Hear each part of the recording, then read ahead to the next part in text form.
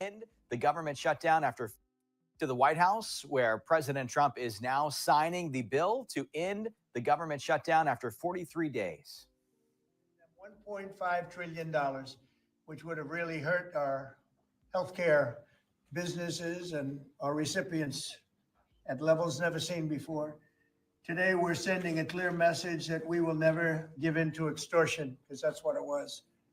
They tried to extort, the Democrats tried to extort our country.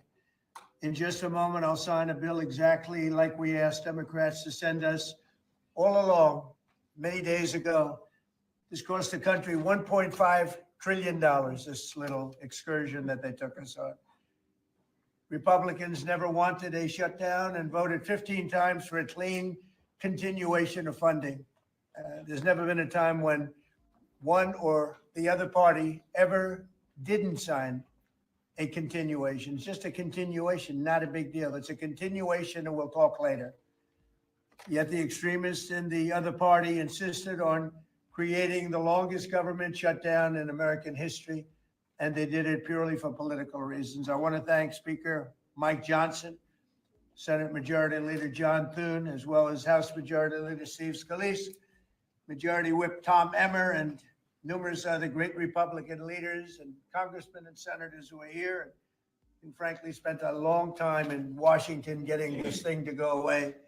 I also want to thank the broad coalition of Americans that stood with us in this fight to reopen government, including the Teamsters, the American Federation of Government Employees, the Fraternal Order of Police, AMVETS, the National Small Business Association, the American Farm Bureau, the American Trucking Association. These are all incredible patriots.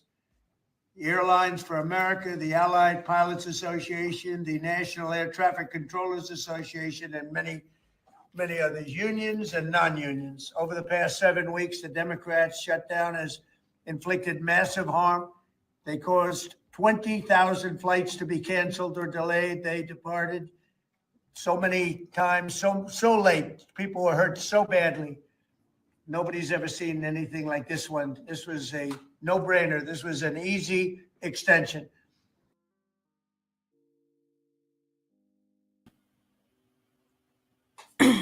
Hello, everybody. I'm sorry. I was going to let this ride, but he's already told at least 2 or 3 lies. So I was going to let it ride to let people come in. But he just said there's been no time in history that that they've never done a continuing resolution. That's a lie. Like, that happened in his last presidency. And then he's naming all these organizations that approve of the bill being passed, and they're all like people who didn't have a paycheck. It's just crazy to me. And we've never seen anything like this in history, of course. But anyway, I digress. I'm going to let him finish while people start pouring in. And I'm solo dolo tonight, by the way. But anyway, here we go. But they didn't want to do it the easy way. They had to do it the hard way. And they look very bad, the Democrats do. They deprived more than 1 million government workers from their paychecks and cut off food stamp benefits for millions and millions more Americans in need. They caused tens of thousands of federal contractors and small businesses to go unpaid. And the total effect of the damage their antics caused will take weeks and probably months to really calculate accurately, including the serious harm that they did to our economy and to people and to families. So I just want to tell the American people, you should not forget this when we come up to midterms and other things. Don't forget what they've done to our country. I also want to call for a termination to the filibuster so that this can never happen again. If we had the filibuster terminated, this would never happen again. And don't forget, we have another date coming up in the not too distant future. We can never let this happen again. And we should be able to pass great, really great legislation. So I say terminate the filibuster because, by the way, the Democrats will do it immediately if they ever assumed office, which hopefully they won't. Today, we had the highest stock market price ever in all of the different markets. We set a record It's the 48th time in the 9 months that I've been in office that we had this record set. So think of that, 48 times. We had a record set, but today is the highest of them all. We're going to break new grounds. Nobody would have thought. I have with us not only the great political leaders, but the great business leaders of our country. So notice how he hasn't talked about any of the layoffs. Just the stock market. Just the stock market. But not all the people that have been laid off in the last quarter. And the quarter's not over, so I just want to point that out. And he's not even talking about unemployment numbers. I think Pam Bondi had said something about, was it Pam Bondi? That the numbers aren't going to be accurate. Some lie she gave, I can't remember. But here we go. Let me let him finish. I might not let him finish lying. Yes, Lance, the markets are going to tank big time soon. So we got to be vigilant and watch out for that. I mean, you could tell they're going to tank it. You don't have a spike like that in markets unless they fall. It happens every time. We have enough data to predict that. You don't have to be an economist to have common sense. But anyway, I digress. Let him finish his lies. They're standing right behind me and right really alongside of me. And if we would have told them a year ago that we'd be having stock prices this high, none of them, in fact, I just asked them that question, none of them would have believed it. And that inures to jobs and very importantly to 401ks, which have also set a record today, a record high for the people that have 401ks. Until they tank. And also I want to thank Walmart because they came up with a fantastic study. It was the cost of Thanksgiving coming up and the cost of Thanksgiving from a year ago under Sleepy Joe Biden. And we're 25% lower this year than we were a year ago. And it's a very inclusive report. So I want to thank Walmart. They've done it for many years, but we believe in that. We believe in that company. I want to also thank the 8 Senate Democrats. I don't know if I can get through this. Another lie. Another lie. The Thanksgiving package that they offer, it's cheaper this year, but there's a lot less stuff on it.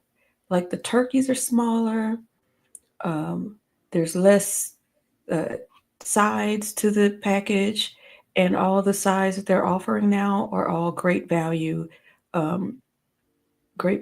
products. There's no name brand products in it. So that is why it is cheaper, not because you're getting more. What do they call that?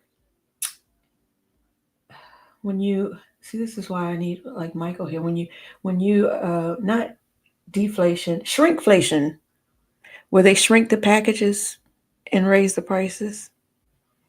So you're getting a shrinkflated Thanksgiving package, which I would encourage no one to buy. I'm not doing Thanksgiving this year. I'm just not doing it. I'm going to go in my freezer and pull out some chicken and some sausage. I'm going to make a gumbo. That's what I'm having for Thanksgiving, a gumbo that I'm going to make from scratch. So, bullshitflation.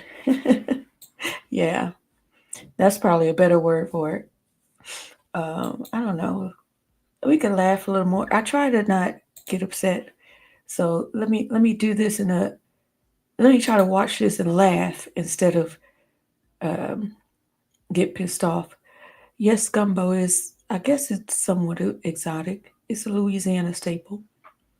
And I'll probably make some gumbo greens also because I really love greens, mustard greens. Who finally did the right thing in voting to end this craziness, this madness. But unfortunately, the vast majority of congressional Democrats were happy for millions of Americans to suffer. They really did suffer too. And the Democrats admitted, they said, well, no, we finally have a point. Even though people have to suffer, we finally have a point. And that didn't work out too well for them. But they really went out and they could appease the fringe benefits of their far left base. but that didn't work out because now their far left base is angrier than ever before. We actually elected a mayor of New York City who happens Now to be a that was true. communist. When was that going to happen? Remember I said all The far left base is angrier than it was before. That's the first truth he's spoken. And Mondami is not a communist, but okay, whatever. You know they're going to call him that anyway, so who cares? But New York City did it. So shout out to New York City. I'm very proud of you.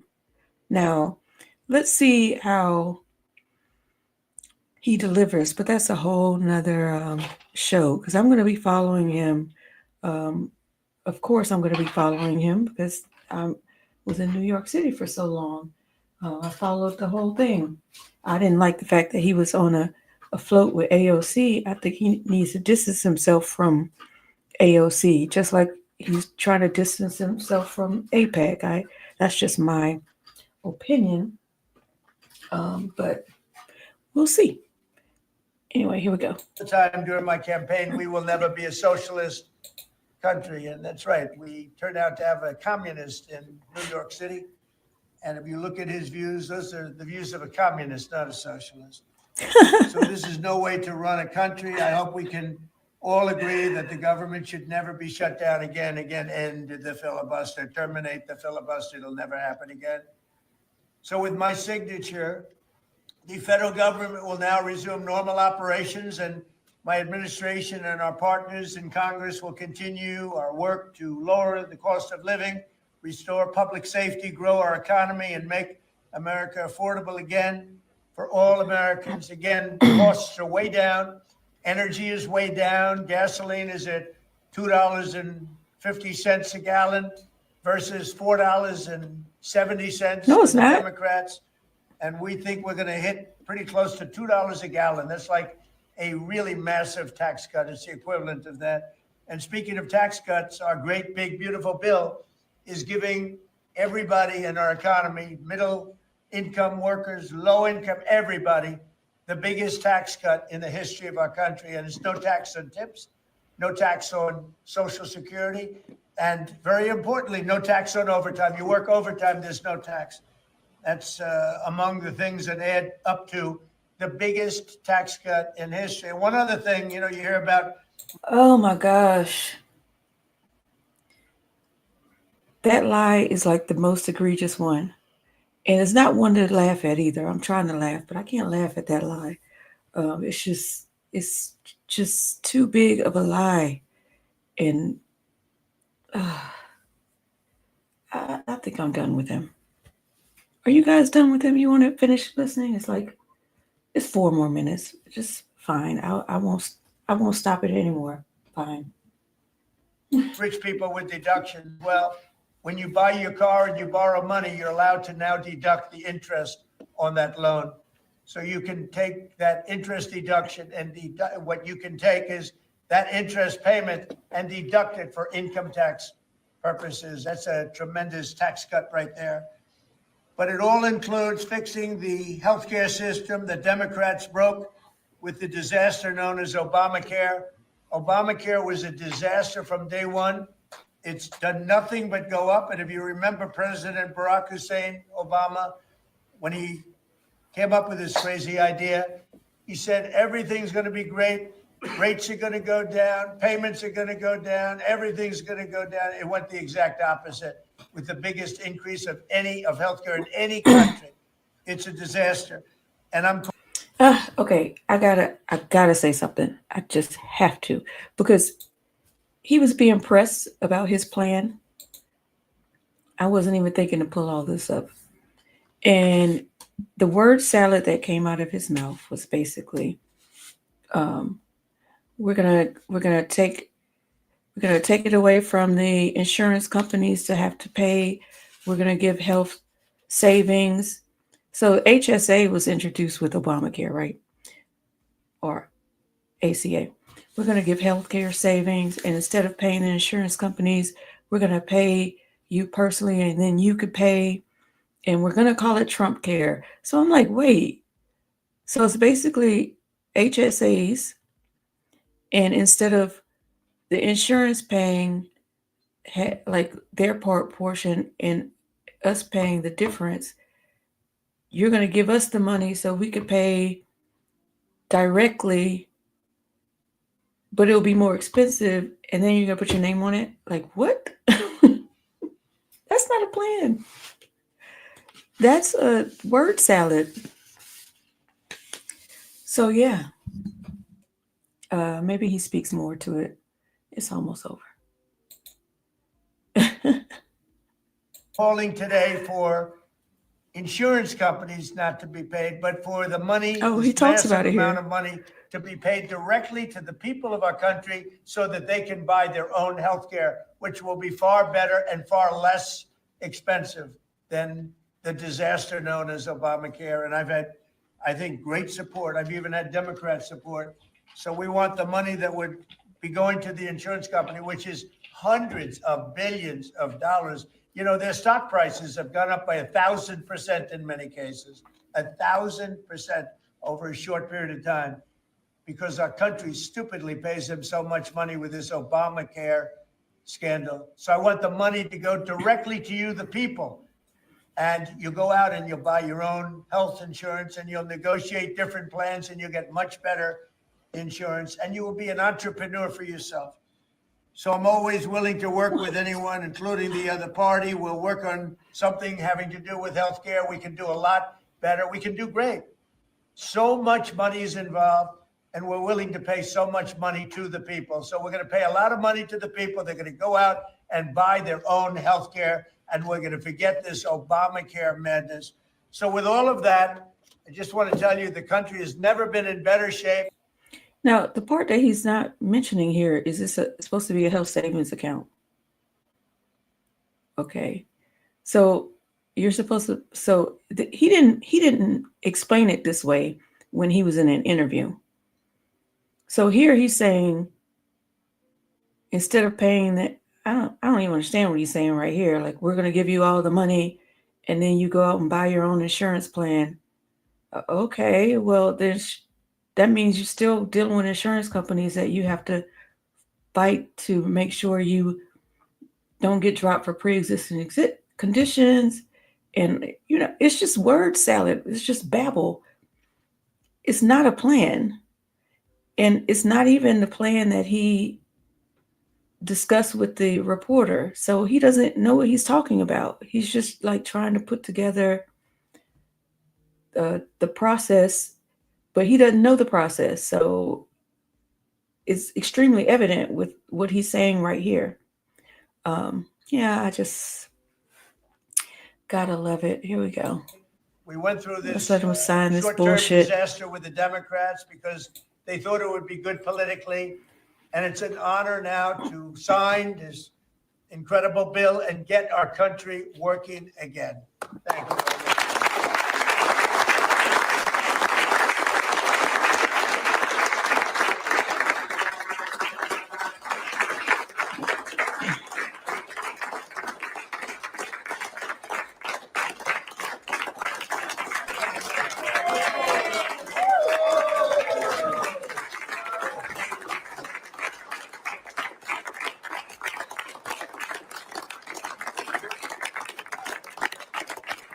Yay! We just fucked up with the American people Thank you again. very much. I don't know if you That's have so questions. awesome. I think This is really- wonderful.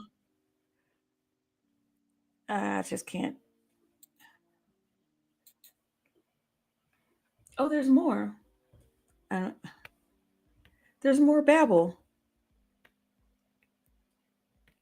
Extra, I don't know what this vertical stream is. Oh, my face is so big in here. This is like new on the streaming platform, so I just decided to turn it on. If it sucks, I could try to turn it off.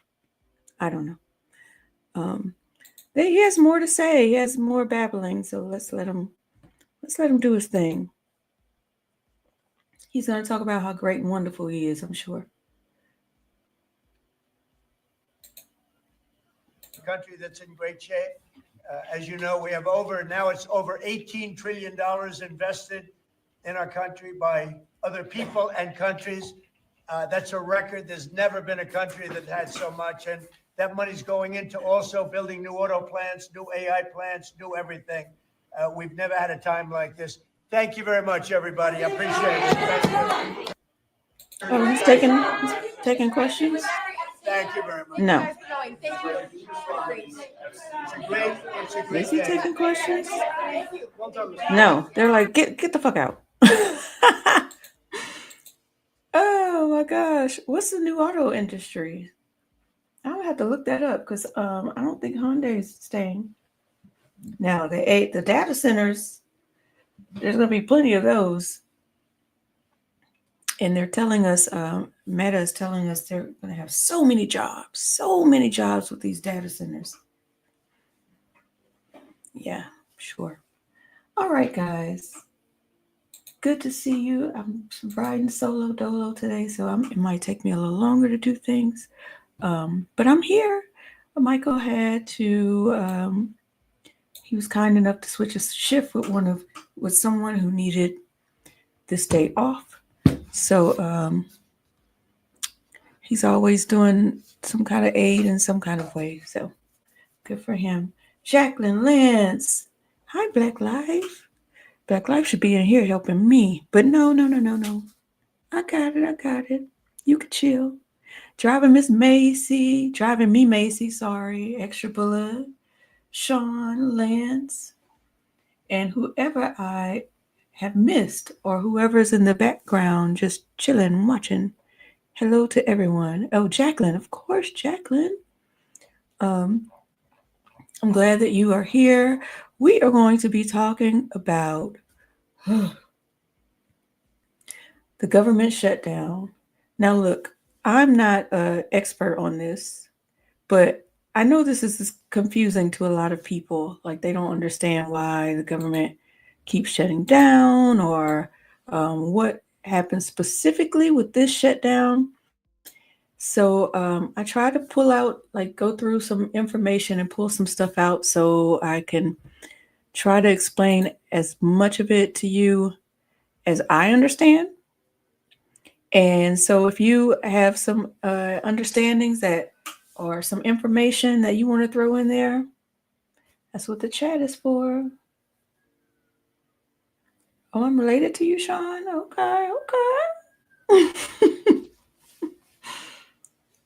Sister from another mister. That's what I am. So I'm gonna start with like a quick overview. Hi, Rondo. Peace, fam. And then I'm going to play some articles to try to explain how the process works a little bit. And then we'll dig into the details of this shutdown specifically, if that's all right with you. Because I think some of us, we remember, how a bill becomes a bill and, all that stuff. But we might not be as versed on resolutions versus reconciliation and clean resolutions versus dirty ones and filibuster. What requires a filibuster? What can you not filibuster? What doesn't shut down when the government shutdowns? And that's called the BYRD Act, I believe, BYRD. So we're going to kind of go through those things just so we'll have an idea of it, because I feel like there's going to be another one, possibly, because this resolution only extends to January 2026. So we got in there just in time for Christmas so you could spend all your money. And then we're going to shut this puppy down again, possibly in January. So let's see what happens. So real quick review of, and this is by USA Facts, by the way. I like this YouTube. Let me pull it back so you could get his name, so I can give him his credit where his credit is due. Yeah, I like this. Subscribe to this if you haven't. It's really good information. I'm Steve Ballmer, And here's a quick take from my teammate at USA Facts. Take it away, Lucia. Thanks, Steve. Here's what I got. There's a lot of talk about government shutdowns, but why do they happen? The federal government runs on a fiscal year from October 1st to September 30th. Each year, Congress must pass a new budget for discretionary spending, which includes defense, public health, education, and more. Mandatory programs like Social Security continue regardless. Here's the process. In February, the president submits a budget request. The House and Senate draft resolutions setting spending limits. Committees then divide funds into appropriations bills, which both chambers must pass and the president must sign into law. If the president vetoes, Congress can revise or override with a 2/3 vote. Congress hasn't finished all appropriations on time since 1997, often relying on temporary extensions called continuing resolutions. Without them, parts of the government shut down. Just real quick, you see where it says often relying on temporary extensions called continuing resolutions. Now, we just heard Trump say, never in history have we, I can't remember what he said, the lies just write themselves, but never in history have we not signed resolutions or something like that. No, we have continuing resolutions, which is what they were doing, for this government shutdown. They're trying to do a continuing resolution, which is called a CR. And you can have, well, I'll explain that CR thing a little later. What they didn't mention was the reconciliation. So after the continuing resolutions that assign, like give a goal of what they want to do, then the reconciliations actually budget that out. But this is a high overview here, so. Since 2013, that's happened 3 times. During shutdowns, essential functions continue, but many services halt, like national parks, research, small business loans, and passport processing. The longest shutdown lasted 34 days, from December 2018 to January 2019. And that's the facts from USA Facts. This is interesting. Ballmer is just as sus as Gates, as in Bill Gates. I'd like to know if he means Bill Gates. I just look at it for his explanations of things of how the government works and stuff like that. I don't know what would make him sus beyond that, but please let me know, Lance. Anywho, so let's talk about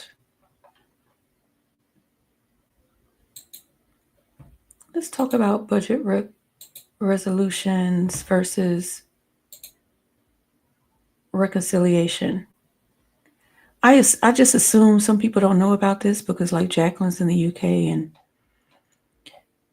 so if you know about it, then you know. If you don't, just enjoy the ride, okay? So a budget resolution is like a concurrent resolution that acts as a blueprint for the budget. So there are goals that are set for the budget, whereas the reconciliation is you're passing the specific legislative laws that determine what happens with the budget, like your revenue, your amount of debt. I can't remember. I have it in another slide, so it's 3 things, by the way. Force of law. It does not have the force of law and does not go to the president for a signature. That's a budget resolution. A budget reconciliation is a bill that becomes law once passed by both chambers and signed by the president. The purpose of the budget resolution is to set overall aggregate spending and revenue targets, provides instructions to committees. And the purpose of a budget reconciliation is it expedites the passage of bills that change mandatory spending, revenues, or the debt limit. Oh, those are the 3 things right there. Mandatory spending, revenues, or the debt limit with a simple majority in the Senate. Now, resolutions require 60 votes. Reconciliations require simple majority. Oh, that's the next piece. Sorry, my bad. Senate vote threshold. So, oh, did I do that backwards? It says passed by a simple majority vote, and then requires only a simple majority vote in the Senate, bypassing the 60 vote filibuster threshold. No, I don't think this is correct. Passed by a simple majority vote. I don't think that's correct. So anyway, that is what those things are. Let me check the.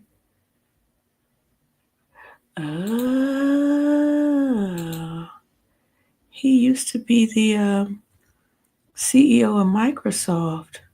Well, that's enough to make you say, I do like his videos though.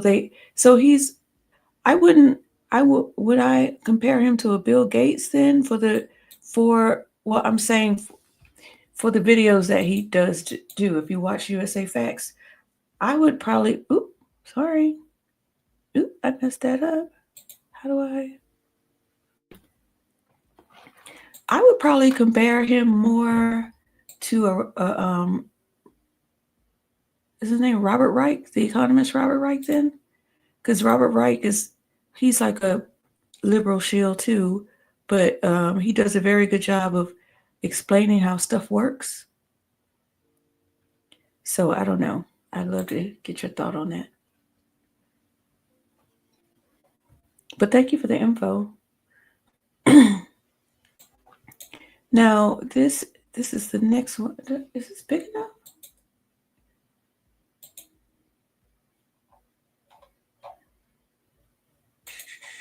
I hate using this, but where'd it go? Oh, here it is. Okay. So there are clean continuing resolutions and there are dirty continuing resolutions. The primary goal of a clean resolution is to temporarily fund the government at existing levels to prevent a shutdown. A dirty resolution is to pass unrelated policy changes or specific funding mandates by attaching them to must-pass legislation. So the contents of a clean resolution is only technical language necessary to continue funding at the prior fiscal year's rates.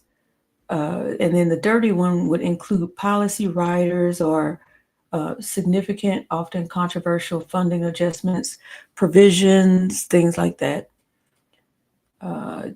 Clean resolutions usually have bipartisan support because they're so general. They're just passing the can down the road, basically, type of thing. Whereas a dirty resolution is it has a lower likelihood of bipartisanship support due to the inclusion of partisan or contentious measures. Let's see, negotiation impact. The clean resolution simplifies negotiations by, I just said that, kicking the can down the road on larger issues. And the dirty resolution complicates negotiations and increases the risk of government shutdown due to disagreements over riders or propositions, things like that. We would call it in the regular, not a shutdown bill, but in a regular bill, we would call it like pork, if you're familiar with that language, that lingo. Now, the political characterization, the clean bill is described as a straightforward, nonpartisan approach, where the dirty bill is characterized as a poison bill or an attempt to use essential funding as leverage for unrelated goals. So you're trying to like sneak some shit up in there is basically what they're saying. Okay. I try to find. Maybe I'm getting ahead of myself. I found the clean. There's supposed to be a clean bill and a dirty bill that was proposed. Okay. Thune only put forth the dirty bill. Allegedly. And that's how the shutdown happened. And then they proposed the clean bill. I need to check and see that because I realize they have dates on here of introductions. So let me see if what I've been reading is the truth. Introduced September 18th, introduced September 16th.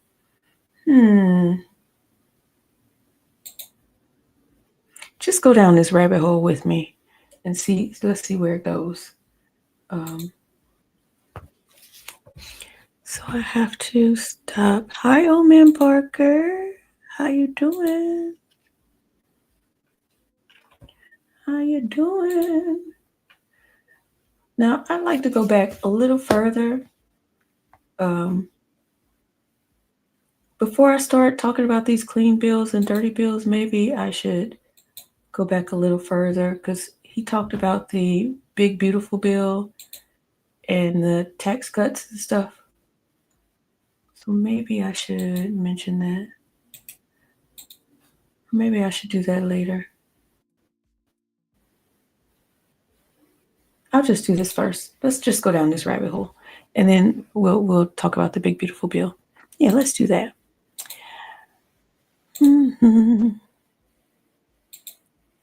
Now, I can't confirm everything that she's saying, but I was definitely trying to. There's a lot of people who have a lot of different opinions, and it's really hard to find the information to confirm what actually they've been doing, because the Democrats are saying that Thune proposed a dirty bill first, and then gave them a cleaner bill. But the cleaner bill is still a dirty bill when you really look at it. It's just not as dirty as the first bill. Okay. The Republicans are saying that the Democrats wanted a dirty bill. So, and I tried to Google, like, what was the first bill that Thune presented? And I can't find the information. So I'm just like, is it being hidden, or did they like bury it way down in some pages, or why can't I find that? And I searched and I couldn't find it before the show started. So I really wish I could have, because that would have pretty much answered told the truth from the lie. So right now, all I have is conjecture for you, unfortunately. But here we go with this. Hi, Cowboy Kitty. So the MAGA keep asking me, Shauna, what is the difference between the continuing resolution bill that we're fighting over right now and the one that was signed back in March of 2025 and the one that was signed back in October of 2024 under President Biden? So under the One Big Beautiful Bill Act that was just passed in the House and the Senate, the ACA subsidies, the SNAP benefits, they were all good for 3 years. It would be good till 2028, okay? And then ICE was going to get $75 billion. That's what's in the One Big Beautiful Bill, okay? Now that's just a framework. So now you've got to figure out the funding for those things. Well, the Republicans and the Democrats have been fighting about how to fund the Big Beautiful Bill. So instead of finishing the negotiations and rewriting it all up, they decided to pass a continuing resolution, or a CR. Now, the House Republicans and the Senate Democrats both agreed to a clean CR that didn't have anything new, that was going to keep everything that was in the OBBB, and nothing was going to change. No funding was going to change, nothing. It was totally clean. But Donald Trump got involved. And Donald Trump told the Senate Republicans that he didn't want a clean CR. He wanted a dirty one. And he wanted changes made to the One Big Beautiful Bill. So instead of having that 3-year time frame for the ACA subsidies and all of that, he only wants an 11-month time period. He wants them to expire in October of next year. And not only that, he wants that $75 billion that we got in the OBBB for ICE. He wants that changed to $86 billion. Now, instead of just going back and changing the one big beautiful bill in a new vote, they've decided to call it a continuing resolution. But again, it's not clean. It's actually dirty because it makes changes.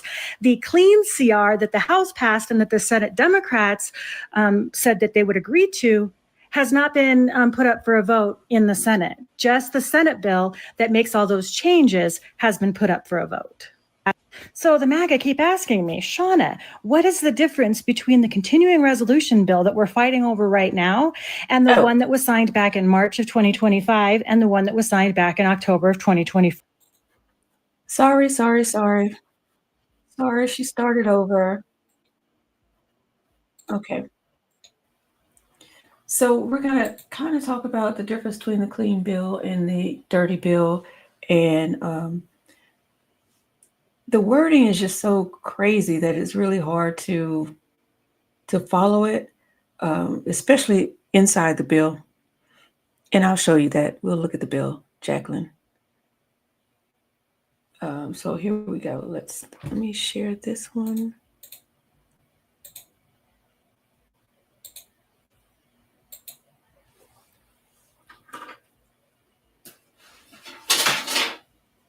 Is it not sharing? There we go. These are real people's lives we're talking about. Hey there, Johnny. If this isn't a game, then why in the hell have you introduced Senate Bill 2882? And why won't you put up HR 5371 up for a vote? Because this right here is the clean CR. People have been asking me, how is what's going on now different than 8 months ago? And let me explain. See, 8 months ago, the Senate voted on HR 1968, which was a clean CR, and the Senate didn't offer a companion bill at all. So they actually passed the clean CR 8 months ago. Now, this bill right here, HR 5371, is the same as HR 1968, but for some reason, the Senate didn't just pass this. The Senate hasn't even called this up for a vote. This is a clean CR, and the Senator Thune refuses to allow this to come up for a vote. Instead, he wrote Senate Bill 2882, which is a dirty CR. It makes policy changes. That is why they introduced another bill on top of the clean CR. This makes the CR dirty. And Senator Thune has voted 13 times on Senate Bill 2882, which is actually a guarantee of having another shutdown in 2026. See, let me explain. See, in Senate Bill 2882, they make changes from allowing all of the negotiations to go forward through 2028, and they change it so that the negotiations have to be redone in 2026 right before the election so they can once again shut down the government 1 year from now. This is totally a game. See, what happened was they didn't expect the Democrats to shut down the government now. They expected the Democrats to go ahead and allow this bill now, and then they were going to go ahead next year and shut down the government. They literally are planning a government shutdown in 2026. But the Democrats have called their bluff. See, this is the language in Senate Bill 2882. This is actually from that bill. And it says right here that they're going to strike out 2026 through 2028. So again, we wouldn't have to renegotiate this until 2028. And this right here is from the one big beautiful bill that was already negotiated and passed. They want to change the one big beautiful bill and have it expire 2026 so that there's a shutdown right before the midterms. This is literally a planned shutdown right here. That's what this is. So Senator Thune, why are you playing games? And journalists, why can't you tell the senators to just go ahead and pass HR 5371 all by itself and to just get rid of S 2882? Let me guess, because you don't understand Congress very much, even though it's your job. Okay. So you guys picking up what I'm putting down so far? So Jacqueline says, why are dirty resolutions or whatever you call them allowed? For the same reason why they allow pork in bills. They don't do up or down votes per idea. They package all that stuff together. Now, why is it allowed? I don't know. Can I have a dirty resolution? Well, actually, I do know. I assume so they could be corrupt and hide pork in bills. And so they can tell the American people they're fighting over what the bill is supposed to be intended for without letting us know all the little extra stuff that they throw in there. So yeah, you wanted to see the bills, Jacqueline. So the first one, the dirty bill. 282. Okay, so this one, it failed the Senate. That is so little. This is the one that, because of the shutdown, okay. There's a motion by Senator Schumer to reconsider. So all the things that they were kind of mentioning to us. The third cloture motion to proceed was not invoked. And so this one failed. So this is why the government shut down. Okay. Now this one is the cleaner bill, but it's not that clean. Okay. Oh, you can't see it. Hold on. So see how it was introduced. It passed the House, failed Senate, then it passed the Senate. Okay. When it failed the Senate, this passed the Senate. Watch that part. The resolving differences, they didn't really resolve the differences. I'm going to explain why to you. They basically just passed it without resolving differences just to get the government up and running again, and now it's law. And this is the bill, actually. So I couldn't find, see how it says, oh, you can't see that. Oh, you can't see my fine. All right. Never mind. So I'm looking for Division E, but not that one. For the health. Here we go. Health extenders.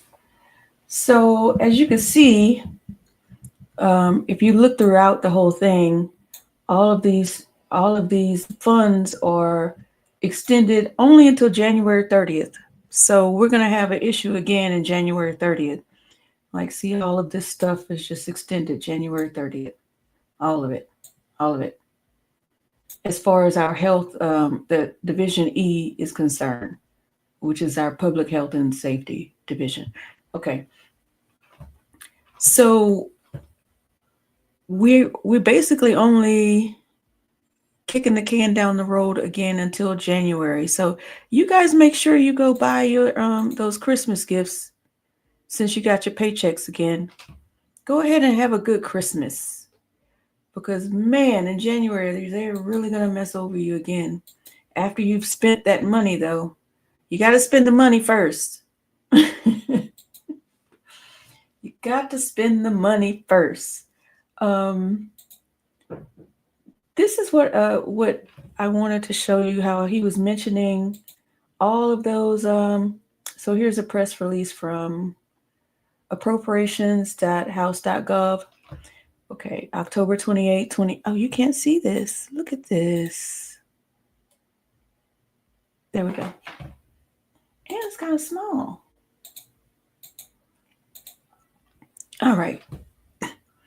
So this is from appropriations.house.gov. 300 plus stakeholders support clean CR to reopen the government. And now I'm going to show you how that CR isn't as clean as they're claiming it to be.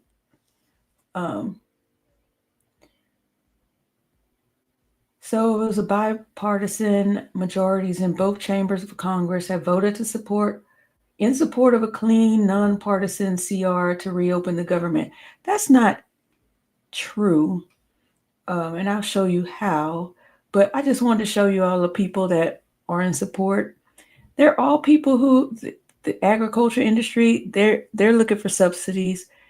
Aircraft mechanics, airspace, and it's all Airlines for America, Airline Pilots Association, Cattlemen's Association, farmers. It's all of these people are people who are looking for either their check or a handout, subsidy, I should say.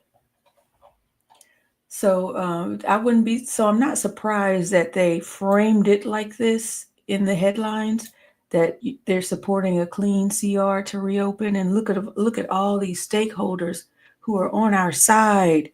It's all bullshit. But hey, that's why you have independent media to help you along the way.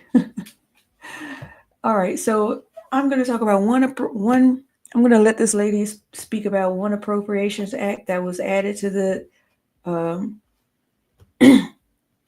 that was taken out of the CR version, and then we're going to talk about what was entered into the quote unquote clean CR that was passed. Y'all know they call Louisiana the dirty dirty. Did y'all know that? The dirty dirty. And boy, are we dirty. Not as dirty as Congress, though. Breaking news, the text of the Senate's version of the continuing resolution is out, and here is some good news.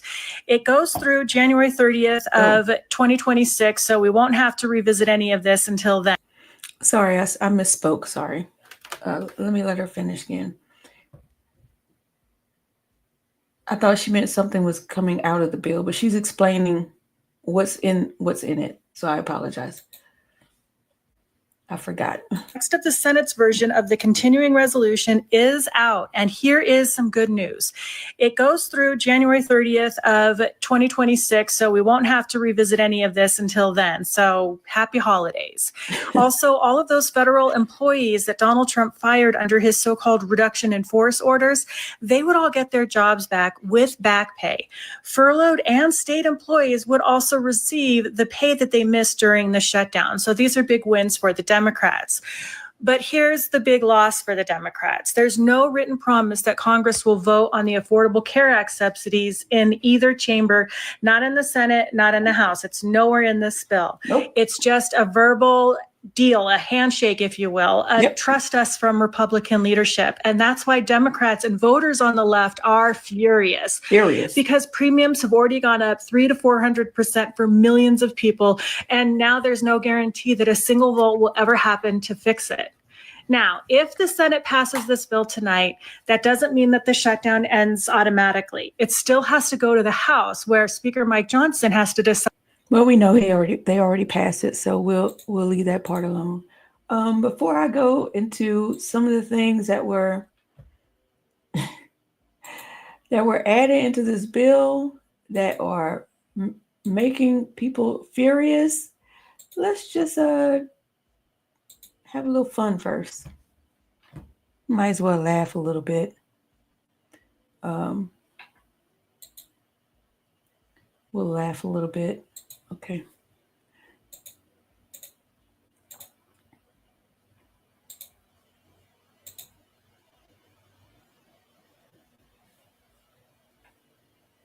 I don't know how funny he is, but the shutdown's over, guys. Oh, that's great, dude. So did you get the Republicans to cave on anything? That's huge. We actually did get them to agree to key agreements that we got them to make. Wow, that's great. You know, I've given you guys a lot of criticism, but I got to say the way that you guys fought back here, I got to give you my credit here. You guys did a really, so in exchange for opening the government up, they're going to promise us a vote in 40 days on Obamacare, tax credits and subsidies and stuff. A promise. So the ball will be entirely in their court. And if they say no after they make a pinky promise, then they will be expected to. This is what I'm talking about. Our plans are measured in centuries, okay? The Republicans will look so... They already look bad right now. You had all the leverage. No, but they'll look even worse. Like, imagine how it would look if they went back on their word. They lie all the fucking time. This isn't new. That's how we fight, though. That's how we fight. Oh, man, I feel that. That's how we fight, though. That's how we fight. It's nothing new. It's like they're feckless. Feckless. And they do the same thing to us every time. But guess what? we're gonna vote for him in the we're gonna vote for him in 2026. I bet you it's gonna be an overwhelming blue wave, and then they're gonna not be able to give you anything anyway. So I don't know. I don't want to sound nihilistic about it. Fucking Republicans wanted. I'm trying to think of a Here we go. Here's Democrats another just folded person. like a fucking lawn chair on the government shutdown because, of course, they did. They're Democrats. We're talking about the most incompetent milquetoast fuck muffins to have ever wandered this godforsaken rock. You could grant the Democrats 3 wishes and they would negotiate it down to 1. And then they would just wish for whatever the fucking Republicans wanted. I'm trying to think of a sports metaphor to adequately convey what a group of craven, spineless, shrinking, candy-ass dick weasels these people are. But none comes to mind, and that's because Democrats are actually the biggest losers in the history of the planet. This is like losing a game of basketball to a golden retriever. This is like being a kid in an orphanage, watching a family pick a mouse over you. I'm starting to believe the allegations that they're controlled opposition because, after all, no one could be this bad at their job on purpose. Or maybe they're just addicted to the stench of failure. They like the way the defeat feels when it hits the back of their throat. There was a blue wave last Tuesday, and you want to know what the Democrats are going to do with that? Fuck all. You want to know what concessions they got for bending over for those evil inbred goblins at the GOP? Oh my Fuck gosh. all. But here's a better question. How many votes should the Democrats get next year while they allow Chuck Schumer, a Senate minority leader, to continually take a baseball bat to the kneecaps of this country? Because if you ask me, it's fuck all. Well, if you He's mad. He is mad, bro. He says like giving you three concessions and taking away 2 of them. I like that analogy. But let me tell you what the Republicans did get. Democrats got nothing but the government reopened, right? Let me tell you what the Republicans got. And you are going to, I don't know. I was so pissed. So pissed. Okay. How do I show this to you? Okay, I'm gonna show AOC first because it's so quick.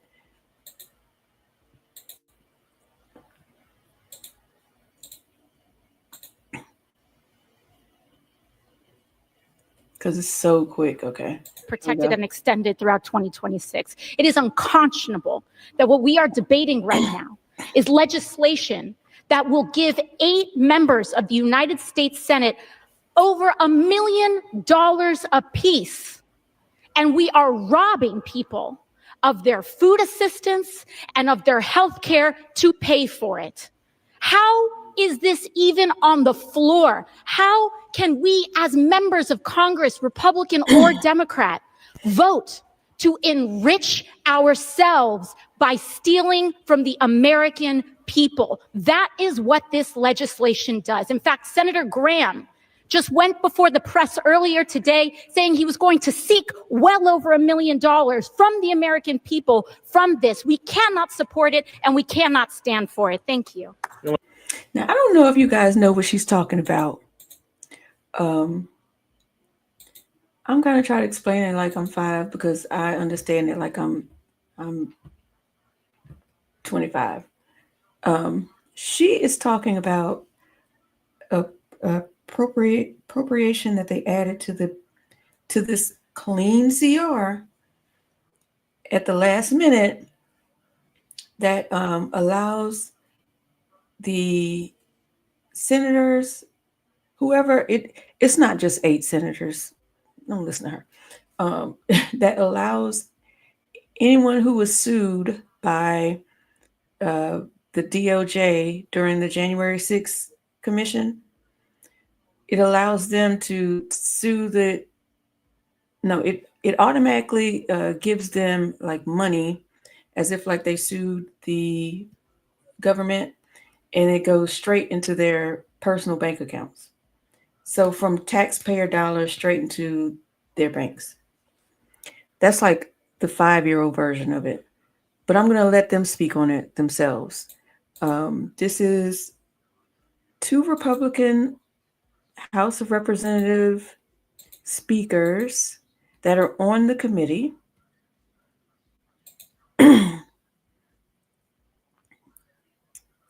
Okay, they're on the committee and they are like shocked and appalled by this provision that was snuck in at the last minute. But I'm gonna have to vote for it because I don't want the people to not have their money. Like, who is falling for this shit? So let me just play it so you guys can tell me what you think on the. Yes, pull out the guillotines. Yes, pull them out. Knives and forks and plates. Eat the rich. Okay, here we go. Listen to this bullshit. Mr. Scott, you're recognized. Thank you, Madam Chair. I too intend to talk about the Senate provision that they put in last night. I found out about it sometime around 9 o'clock.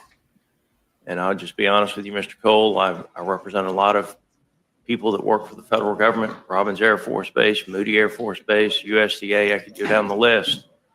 And I was very excited about coming back to Washington, D.C. to vote to open the government back up. I bet you were. And then when I saw what the Senate did last night, I'll be honest, I had a hard night. And I've been struggling with what the right vote is because of what the Senate did. And I want to just tell you, because I want the American citizens to be able to read it. You can start at page 217 of the legislation where it says requiring Senate notification for disclosure of Senate data. And there's a lot of with respect to's and other things in the first pages. But when you get over to page 223, you'll see where they've created a private cause of action. Specifically for them. And it goes on and it says that cause of action, and this is on page 224, any senator whose Senate data or the Senate data of whose Senate office has been acquired, subpoenaed, searched, accessed, or disclosed in violation of this section may bring a civil action against the United States if the violation was committed by an officer, employee, or agent of the United States or of any federal department of agent or agency. Relief. If the senator prevails on a claim under this subsection, the court shall, not may, shall award for each instance of a violation of this section the greater of, not the lesser of, the greater of statutory damages of $500,000 or the amount of actual damages, reasonable attorney fees, cost of litigation. And it goes on from there. Now, there's other language in here, waiver of sovereign immunity, no qualified immunity. And there's other language in here too that indicates that each line would be an additional payment. And so most of us as members have a campaign phone, a campaign email, a personal phone, a personal email, and then a business phone and a business email. That's 6 violations the way they count it. If they went for all of them, 6, minimum of $500,000 apiece. Now, I don't think, and I've been asking questions on this since last night, and I'm gonna tell you, I don't think that Senate leadership shared with the leadership of the House what they were doing. Now, I want the Democrats to know this. My understanding is that Chuck Schumer was very much aware and signed off on this particular language as well. So just, y'all might want to ask questions about that. I'm just telling the truth on this. Is as soon as I found out about it, I started asking questions. But they're saying, well, the executive branch shouldn't be checking up on the legislative branch. Well, there's some truth to that. There's a lot of truth to it. I believe in the separation of powers. And they talk about it being good governance. The thing that I can't get past, though, and this is, again, I mean, for the American citizens, if you go to page 227 of the bill, limited retroactive applicability. In general, the amendments made by this section shall apply to any acquisition, subpoena, search, accessing, disclosure of Senate data as defined in Section 10A of the Legislative Branch Appropriations Act 2005, and to any failure to disclose such an acquisition, subpoena, search, accessing, or disclosure occurring on or after January 1 of 2022. So it's given them the ability to retroactively go back. We know, you literally know who, at least, we may not know all of them, but we at least know the list of some of them. In this paragraph, the term violation section 10 is the meaning given to the violation section. It goes on from there. But there's also language in there where it indicates that each account is a separate payment. Now, this language did not go through any committee markup. This language was not shared with the House of Representatives prior to it being put in the bill. And I personally agree that it should be removed. The problem is if we remove it, the Senate, it has to go back to the Senate. And then you're right back to where you were 40 days ago, where all of a sudden you're trying to get a piece of legislation out of the Senate.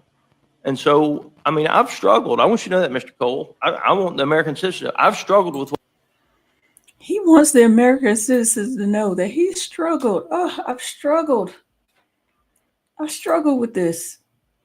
I mean, I'm going to pass it anyway, but I just need you to know I struggled. Like, come on. We're not mad enough. What the right course of action here is, because what they did is wrong. You This think? should not be in this piece of legislation. You think? And they can say it's about good governance all they want to. When they made it retroactive, then all of a sudden it was no longer about good governance. There's actually a list of people that know they will get paid as soon as this thing is signed. At least they've got the coupon where all they have to do is go file at the courthouse and get paid. And I haven't decided exactly what I'm going to do. My gut is, because of the way this place is so dysfunctional now, that the right thing to do is to get the government cut on as soon as possible. The right thing to do is make sure it stays as dysfunctional as it is. That's the right thing. I struggled. As long as you know I struggled.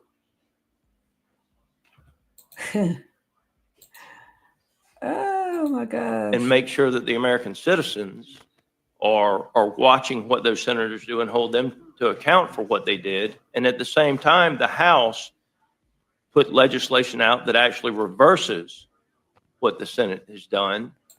You know, that just pisses me off when he's like, well, what we need to do is just like let the American people know so what their senators have done so they can hold them accountable. How? It doesn't matter how many times we call, how many times we protest. Do they ever get held accountable? All they're going to do is do redistricting to make sure their seat is safe. Like, how many times has Chuck Schumer or Nancy Pelosi or Lindsey Graham or whoever not been held accountable for their actions? So, like, he's just blowing smoke up our ass just for the cameras, because some people still actually believe in this. So for the people who still actually believe in this, he's giving them some meat. That's basically all it is. They should vote on this in the light of day. If they think this is the right thing to do, then they should have a committee meeting and a straight up or down vote on it. Don't hold my people who work in my district at Robins Air Force Base paycheck any longer than it's already been held. And so I want you to know, Mr. Cole, you're our chair. I respect you tremendously, as much as I respect anybody in this house, and as much, I mean, I can take everybody I ever met. I have tremendous respect for you. You are a man of integrity and honesty. And when you tell me Just you want didn't you to know, I know. trust you. And when Mike Johnson, when I'm asking questions about it at 9 o'clock last night, I don't think our side knows. I think the Dems and the Republicans in the Senate knew though. I do. I want you to know that. And but this is, I mean, American citizens just need to read it and they can figure it out for themselves. It's not that hard. It's big letters. It starts on 217. It's not that easy either, but I could show it to you.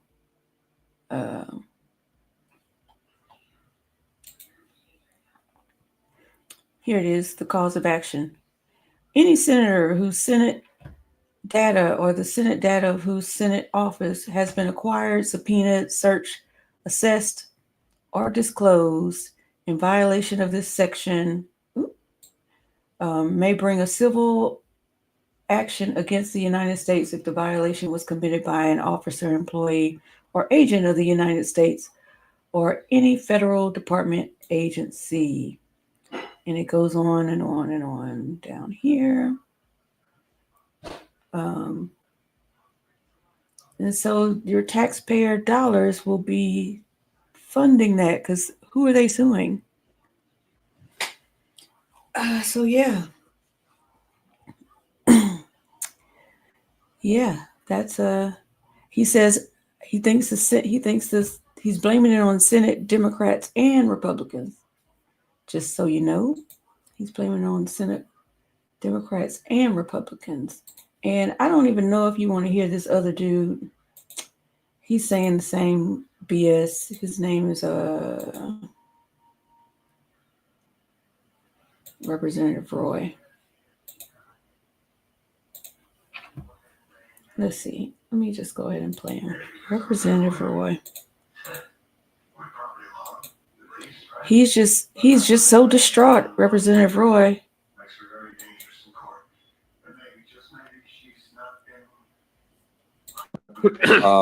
I do not think that this provision should have been inserted. It certainly shouldn't have been inserted at the 11th hour without deliberation and back and forth. I do believe the gentleman's correct that there were Democrats and Republicans involved with it.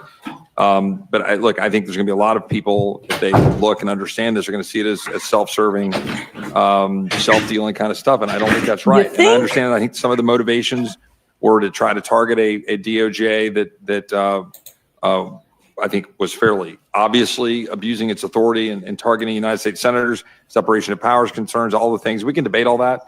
But, we think it was pretty egregious. So I have no problem with the prospect of going after and trying to empower, even through private right of action, a way to go, because we do it in other contexts, consent decrees and other things.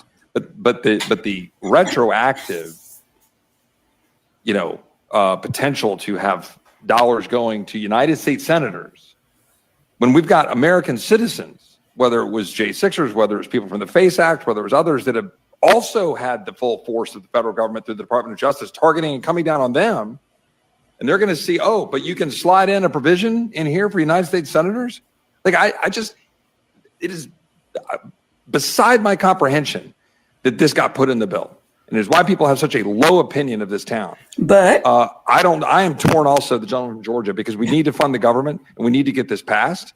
And I'm trying to figure out what we can do to force the Senate's hand to say you're going to repeal this provision and fix it without amending it here to then delay the funding of government, which we want to proceed to go move forward with. But that provision needs to get fixed. And we need to find a way as a body to get it fixed as soon as possible. And I'm continuing my. They won't. They won't. So this is really quick. It's really quick. I just want you to see the smug look on this Grim Reaper's face. She's on the committee. She's one of the Republicans that were on the committee. I didn't play anything she said, but they're going to vote, but not before an amendment is proposed by,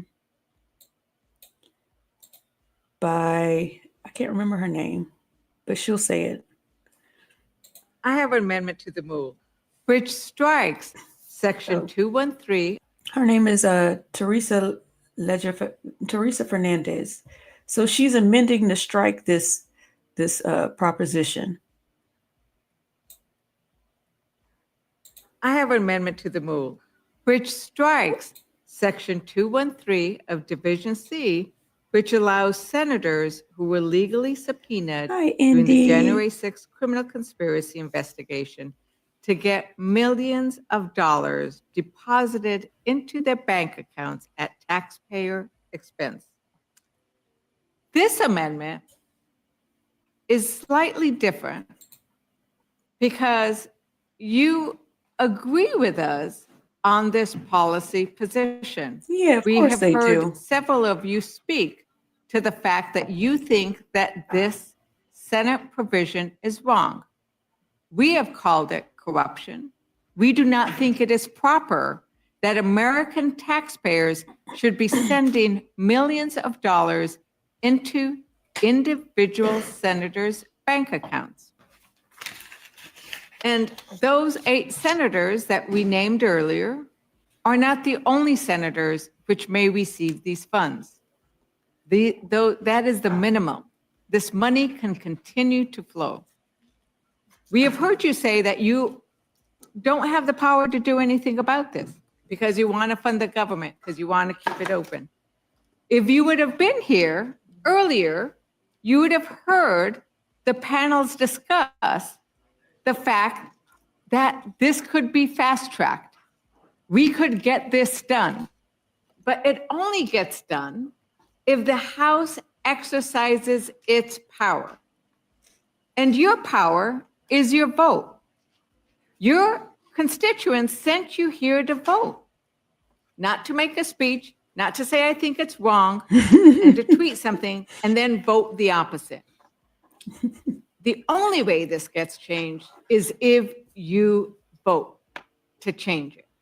So let's see what kind of courage we all have to stand up to this kind of corruption and special treatment for senators, for 100 people who will be treated completely different than every other American who may have their records legally subpoenaed by the Department of Justice.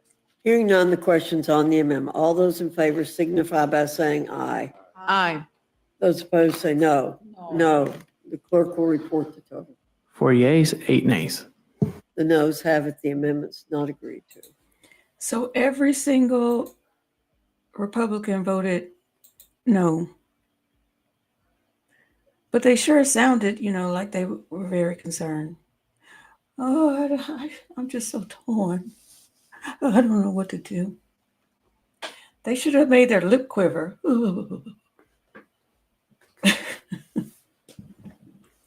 What a crock of shit. And what's going to happen? Let me guess. Everybody's going to forget about it. Nobody's going to talk about it because they're going to go on to the next catastrophe and quietly let this one die down. I don't know. Maybe we need to put it on our list and make sure it doesn't get lost in the sauce, So here is, Rondo.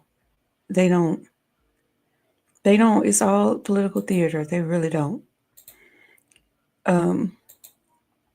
Here is Donald Trump. He says that the shutdown is because of the Democrats, But here's him admitting in so many words that it isn't. That is right. He understands that according to pollsters. Let me roll it back. Donald Trump is saying the quiet part out loud. That is right. He understands that according to pollsters, the Republicans are being blamed for the shutdown and not the Democrats. This is what he says. Trump wasn't on the ballot. So, of course, if he was, then things would have changed, he thinks. But in any case, and he says the shutdown were the two reasons that Republicans lost elections tonight, according to pollsters. So, again, the American people are blaming Republicans who are in charge of the White House, in charge of the House of Representatives, and in charge of the Senate for the shutdown, and rightfully so, because as we know, there was a bipartisan clean CR that was introduced to the House on the 16th of September. But that was not the one they voted on. No, Donald Trump told them to change it and make it dirty. And so Speaker Johnson did. So we know all of that. We went through that. We went through that. And then they finally threw the clean one in there, but the clean one had some dirty business going on, just not as much as the first one. So we know that. But these are the people that I'm looking at now. All the Democrats who folded. Tim Kaine.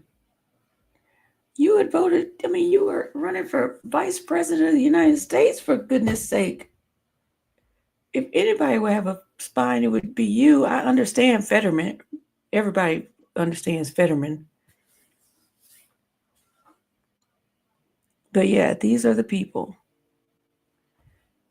Ay, ay, ay, ay, ay. We are not mad enough.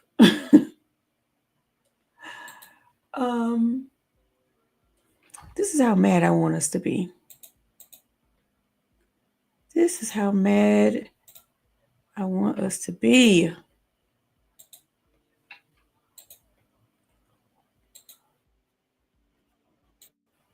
Video is only for Chuck Schumer. Chuck, how is it that you quit at everything else but this fucking job? You have quit every single level. When it comes to any sort of fight, you resign. But when it comes to sitting in that fucking chair and claiming you're the fucking leader, you'll stand there. You'll stand there with a spine that is nowhere near as stiff as a used cum rag. You piece of shit. Why can't you go away like your cousin Amy? Why do you got to stick around? Why do you have to sit there looking, oh, we're gonna fight. What fight? What fight? You just lost the shutdown. 40 days. 40 biblical days. You were like Moses in the desert. We're going to lead people to the promised land. And what'd you do? You fucking quit. And you were such a goddamn coward you couldn't even vote for it yourself. Instead, you got a gaggle of 8 old retirees plus John Fetterman's fucking brain damage. You got 8 of them together, none of which are up for fucking election next year. You got 8 of these fuckers That's a very together, good point. and then you tried to QB sneak across the fucking finish line. Oh, we got a pinky swear. They pinky swore, promised us that they would vote possibly in the Senate. They're not gonna do shit, Chuck. My healthcare cost for my family, a family of 3, just went up $2,000 a year. I don't have subsidies. The entire fucking economy is teetering on a fucking knife's edge. You ruined everyone's fucking Halloween. You threatened fucking Christmas. You talk this big fucking game. We have a shutdown. We're gonna hold Donald Trump accountable. And then Sunday night, 10 p.m., you fucking fold. You fold on fucking everything. But when it comes to giving up that fucking bullshit little title of leader, oh no. Oh, God forbid, Chuck Schumer fucking pretend that he isn't a leader. You bag of shit. Chuck the cock. This video is only for Chuck Schumer. You guys are hilarious. You're calling him Diet Rathbone. I'd call him Timu Rathbone. Actually, I think they're on the same level of pissed offtivity. Pretty close. Yeah, you know what we didn't get in the negotiations? Y'all want to talk about that? What we didn't get?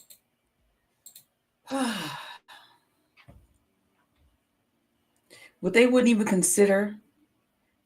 We gave up our only leverage just for the extending the subsidies.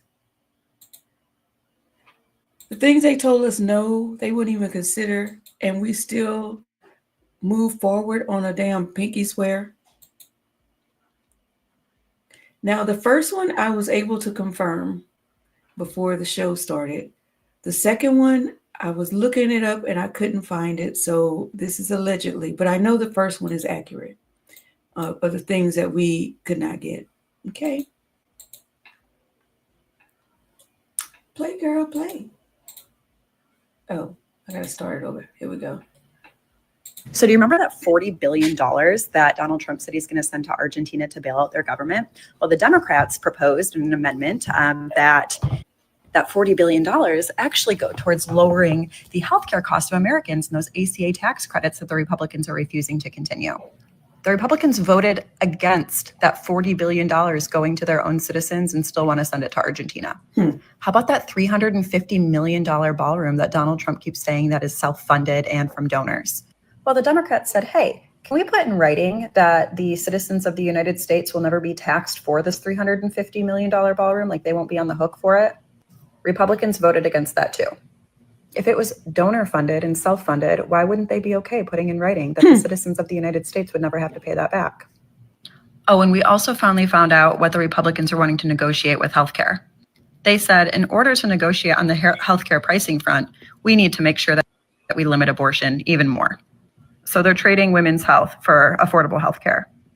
Are we winning yet? Oh, okay. So let me say that correctly. Hi, Michael. Haven't talked to you in a while. That's Michael Penn. Okay, catch me outside. How about that? That's what we need to do with our politicians. Catch me outside. How about that? For real, we aren't mad enough. So the thing I was able to confirm, which that she was saying was about the Argentina thing. So she is correct that they wouldn't agree to that. Now, as far as, let me see, what is this? Oh, yeah, so here it is. Republicans vote no on using Argentina bailout money for ACA subsidies. I forgot about the third thing she said, so bear with me, y'all. Bear with me. This is a quick 2-minute read. Every single Republican member of the, not big enough. By myself, y'all. Let's see. There we go. Every single Republican member of the House Rules Committee voted no on an amendment bill to reopen the government offered by Representative Mary Gay Scanlon, which would have redirected billions of dollars in financial bailouts to Argentina, instead into extending Affordable Care Act subsidies through December 31st, 2027 to prevent Americans' healthcare premiums from doubling. The quote is not that, I could just read it, it's not that long. It is madness that Donald Trump is sending a $40 billion bailout to Argentinian hedge fund investors during a government shutdown, and at a time when he is also arguing that we can't afford to help American families buy health insurance. 8 Senate Democrats caved this week on negotiations. Well, we already know all that part. All right.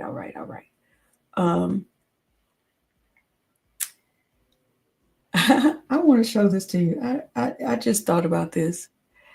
Have you seen the president of Argentina? Have you seen his shenanigans? He had like a concert when we sent that money to him. He had a concert. You would have thought he was a superstar. He looked like a washed up. I'm not even going to say that about one of the rock stars I love. I'm going to see if I can find it for you because it was hilarious. And then he was at, I think, CPAC doing the Donald Trump dance, and everybody was standing ovation, and I'm like, what is going on?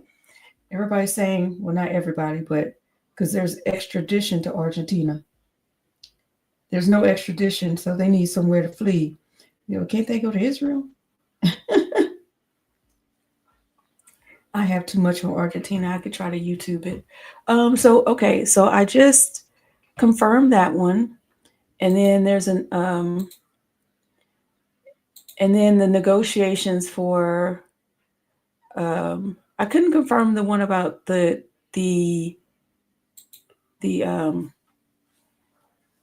ballroom, although I did confirm that Donald Trump has yet to disclose the private funders who are contributing to said ballroom. I had it up here somewhere. We can't. He is yet to disclose that information. So I'm pretty sure, like Mexico is going to pay for it. I'm pretty sure these private donors aren't going to pay for it either. I'm pretty sure it's going to be us. Pretty damn sure. And then, I mean, if you think it won't be us, raise your hand, but I'm pretty damn sure it's going to be us. And I did find about the abortion negotiations. I did find that also, but I'd like to just play something instead of read it, because I find it pretty interesting that Republicans, like, their whole argument for abortion, like taking it to the Supreme Court, is so states could decide. It's a states' rights issue, right? Well, now they're changing their tune, and it's going to be a federal issue again. Republicans made it clear they weren't going to discuss the health care issue, the Affordable Care Act tax credits, until the shutdown was over. Yeah. And if you recall yesterday, I made it very clear that I thought that there is no way that any meaningful progress would be discussed or even taken up for a vote regarding healthcare. And it turns out that Republicans are very much interested in talking about healthcare and maintaining access to that healthcare. Unless, of course, you're a woman. Republicans demand tougher abortion restrictions to extend Obamacare funds. Senate Majority Leader today, John Thune, said that there will be a negotiation about an extension after the government reopens. He said one condition will be stricter rules pertaining to the Hyde Amendment, which bars federal funding from being used for abortion.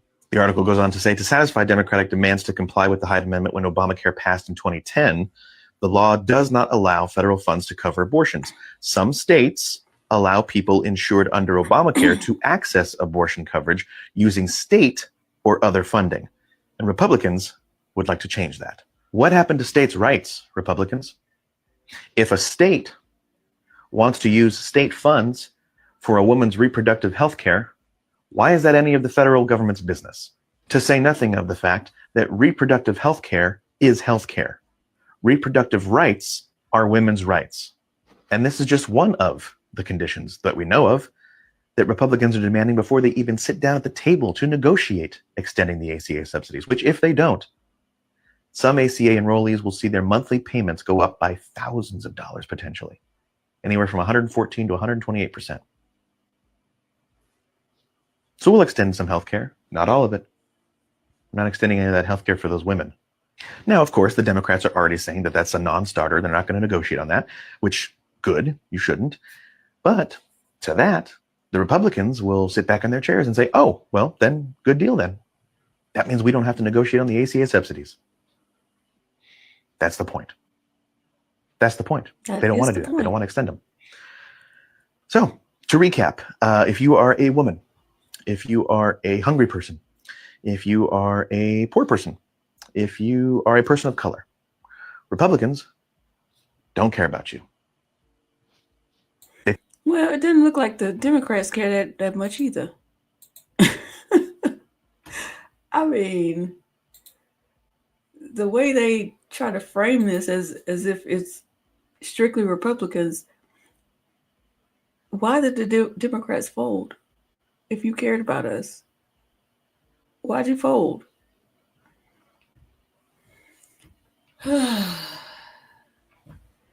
It's a big club and we ain't in it. They don't care. They knew this was going to happen. How do you vote on a pinky swear? So basically now the Republicans, they got millions of dollars in their pockets. Okay. They got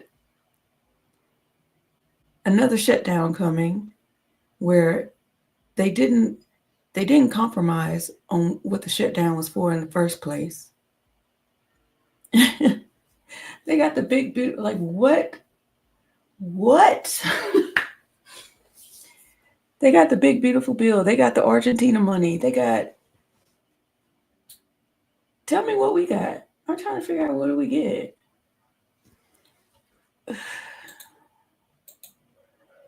We got, I don't know, a strongly worded letter coming our way. Maybe that's what we got. Imagine rooting for your political party to stop millions of Americans from losing their health care. Imagine rooting for that and then see them fold for nothing more than a promise from somebody who has shown shit character more than once.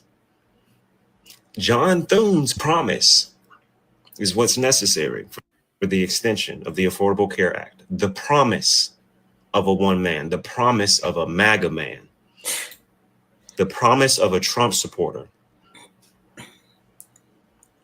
is what caused the Democrats to fold. These are the people we're supposed to get behind. Oh, they fled Texas to stop the gerrymandering. What's happening in Texas still? Got it. Right. I don't Gerrymandering. expect these people to just pop outside with magic solutions and fix everything and stop MAGA. But I also don't expect whatever this pussy ass shit is. No, I think you meant that you do expect whatever that is. I think you wholeheartedly expect it. That's the problem. We were feeling so empowered, like finally. And then we got everything that we expect anyway.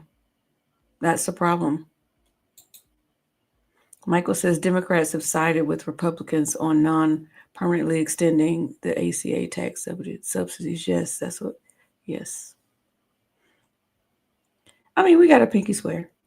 So the Democrats were the backstop for socialism and communism. What do you mean backstop? I guess I need to know what that word means. Backstop. Hi, Mousy. Hi, Mousy. So, I think that's all I have, except for I'm looking up backstop. So, because words matter.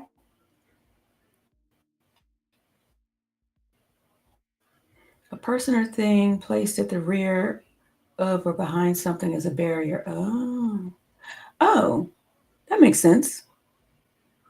Like on a door or something. Yes. Okay. Yes. You see how, I'm just going to go back to that comment. Sean, you see how they wouldn't endorse Mamdani, sorry. Refused to endorse him. Actually ran someone against him. The vote blue no matter who crowd. So we already know who they are.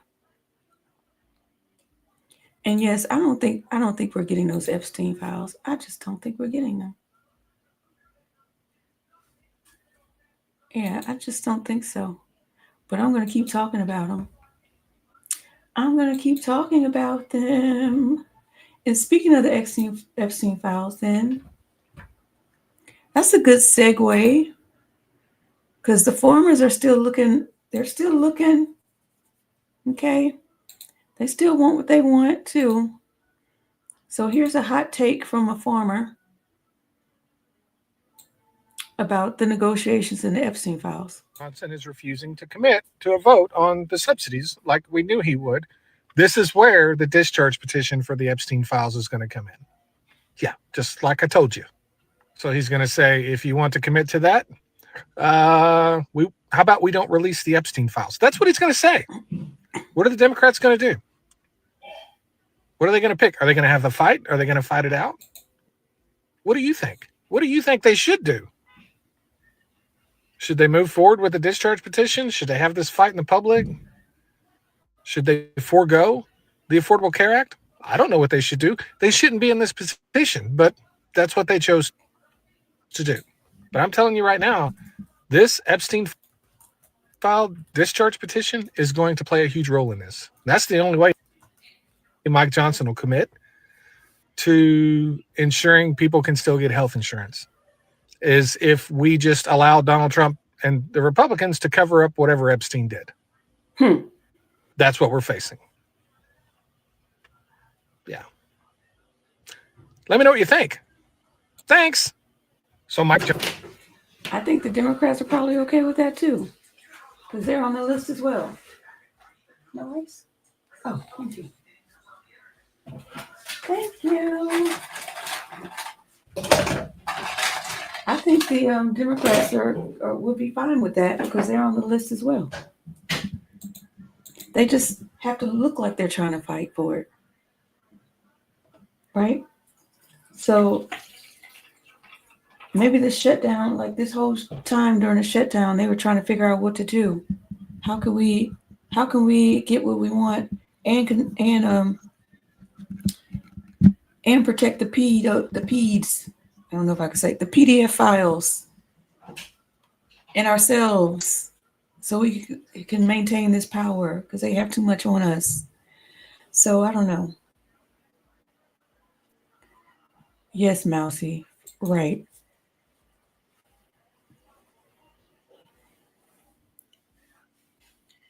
Oh no, I'm so sorry to hear that. Oh no, she's getting Cowboy Kitty's sister-in-law is being deported. I'm wondering if we could maybe we could talk to a group about doing a fundraiser like we did for Aspen. I'm gonna get in the group and ask. So I'll let you know what comes of that, Cowboy Kitty. On that note, I think I should, yeah. Not the news I wanted to hear. The last thing I wanted to, man, I should have showed this first. Geez. The last thing I wanted to show you guys is there's a motion by Senator Thune. Well, actually, it's by Senator Ron Johnson to eliminate shutdown, the Eliminate Shutdowns Act. It was introduced. It's still just sitting there. There's a motion by Senator Thune to reconsider the vote by which cloture on the motion to proceed. So I just thought that was interesting because that was introduced on September 15th. But anyway, enough of that. Bye, Mousy. So maybe we could follow this and see what happens with this because this is getting ridiculous. All right, Cowboy Kitty, I'm going to be sending out positive energy into the universe for your sister-in-law. I'm sure we will all do the same. And let me put up while we're here.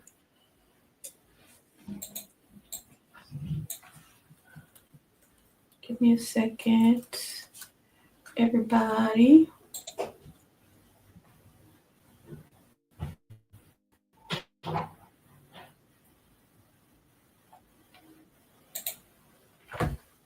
Okay.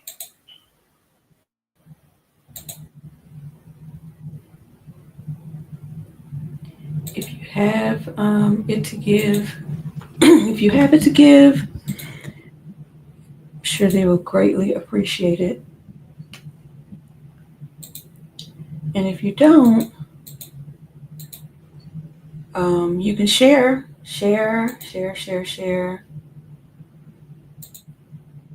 Tell people about her. Send positive energy her way. Been here for 9 years and was in the process of applying for her green card.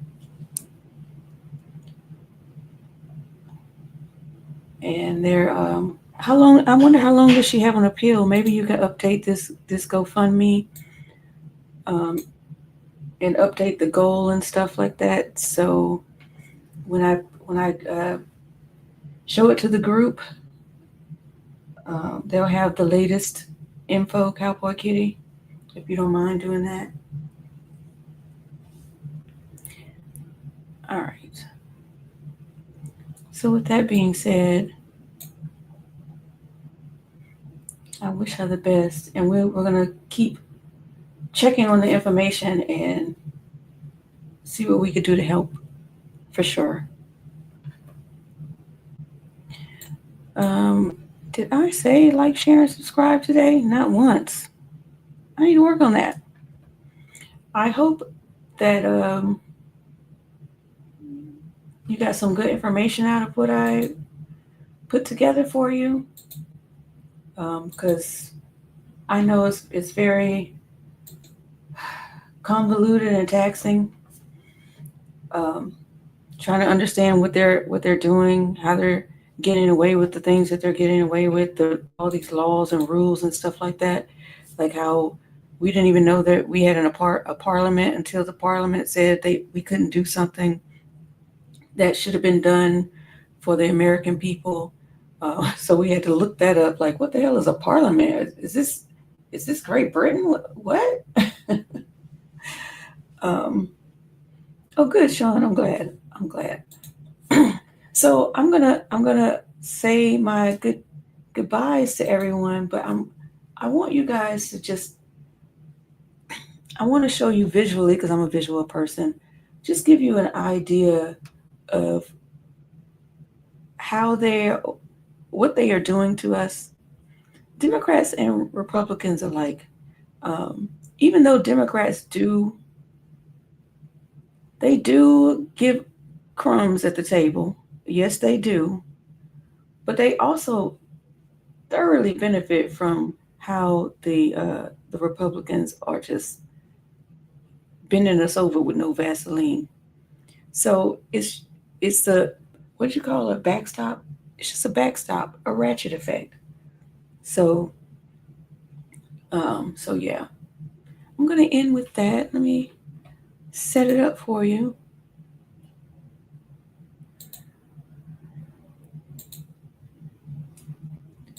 I'm getting more used to doing this by myself, but sometimes I forget words, and I like how Michael jumps in and remembers a word for me, like he's in my brain or something. All right. So this is a visual representation of what's happening with our tax dollars and how they keep us divided,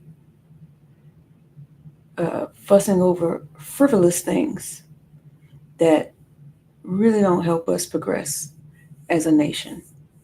The workers. Thank you, Extra Bulla. Okay, so here we go. Love you all. And see you next Thursday.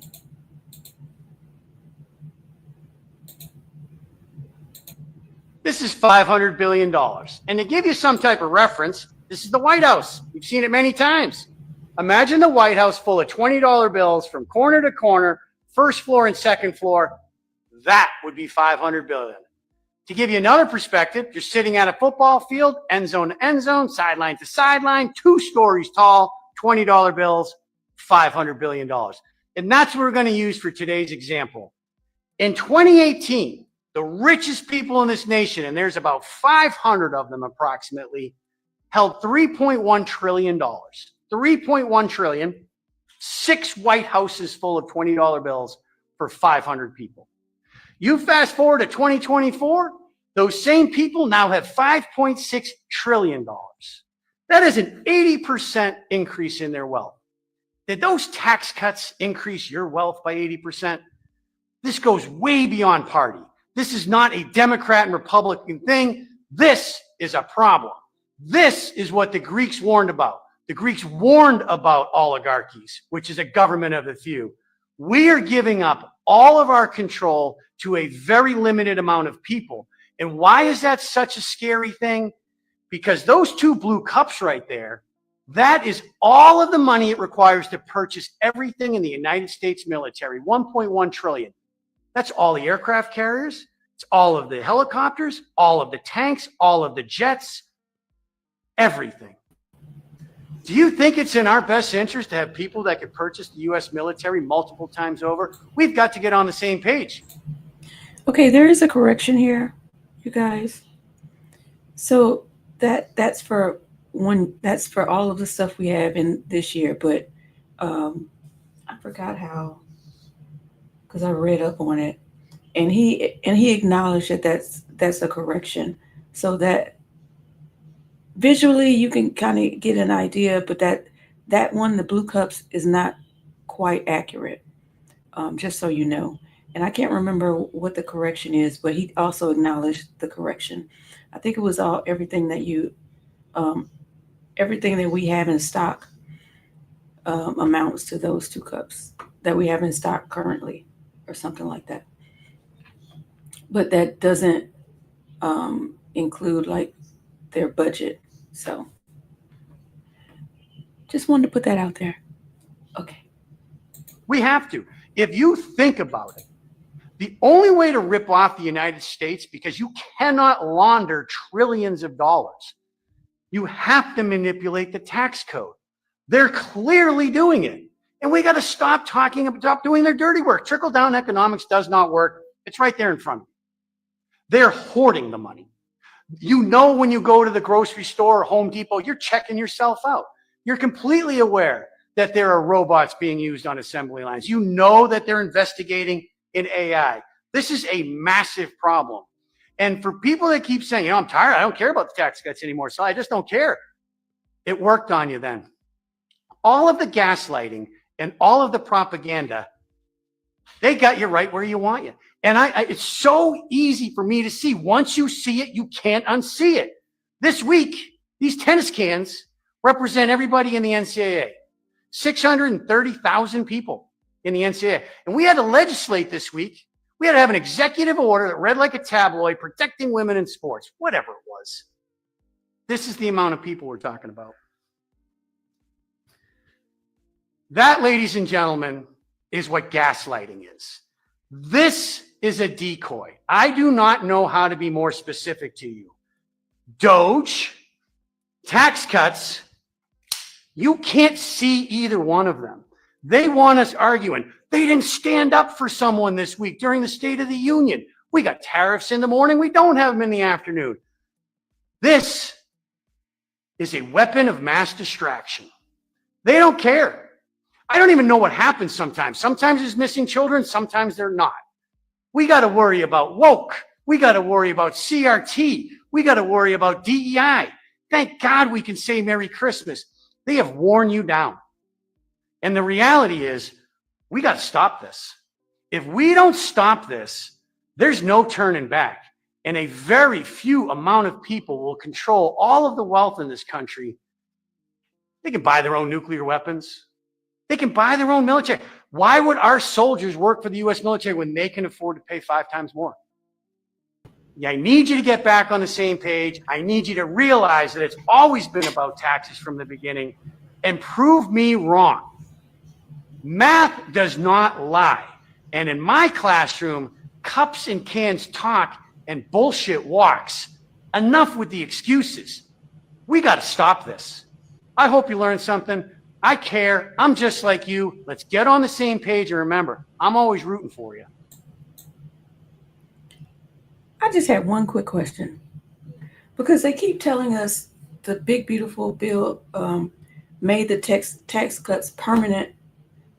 They keep saying that now the tax cuts are permanent.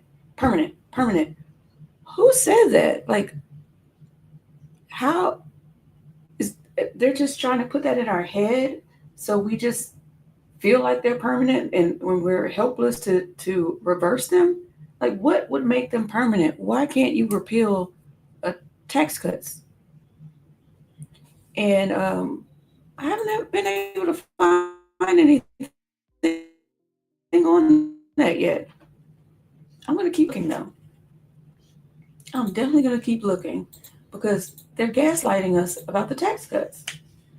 For sure. Anyway, I'm saying bye again. See you next time, fam. Love you guys.